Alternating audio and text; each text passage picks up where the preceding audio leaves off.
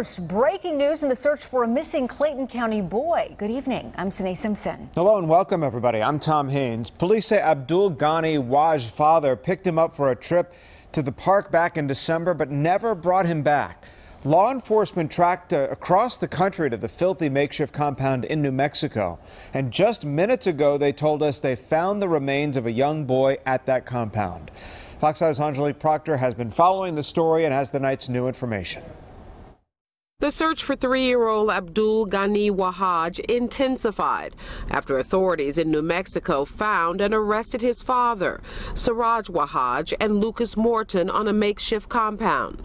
11 children ranging in age from 1 to 15 years old were also taken into protective custody and later turned over to New Mexico Children, Youth and Families Department for their own health and safety.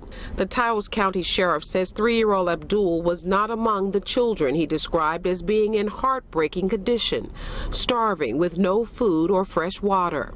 The sheriff says both men were heavily armed and considered extremists of the Muslim belief.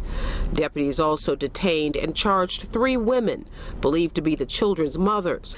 They say none of the adults would give statements to the current whereabouts of little A.J. Waj, taken, according to Clayton County Police, by his father last December from this in-town suites on Tara Boulevard.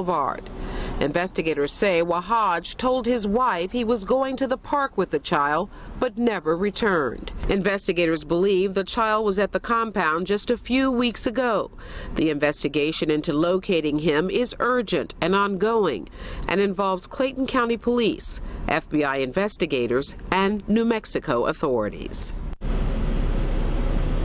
Now, this news conference is still ongoing right now by New Mexico officials announcing that some remains of a young boy were found yesterday at 11:19 on that compound. This, of course, new information. They are very clear, though, those remains have not yet been positively identified, but they do say they are remains of a young boy.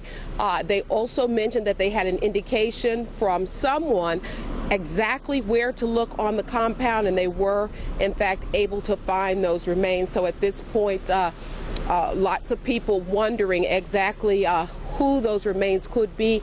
They did not indicate how long it would take before an identification would be known, but they have indicated that the father, as well as all 4 of the other adults, will and are being charged in this very troubling case. Reporting live in Clayton County, Angelique Proctor, Fox 5 News.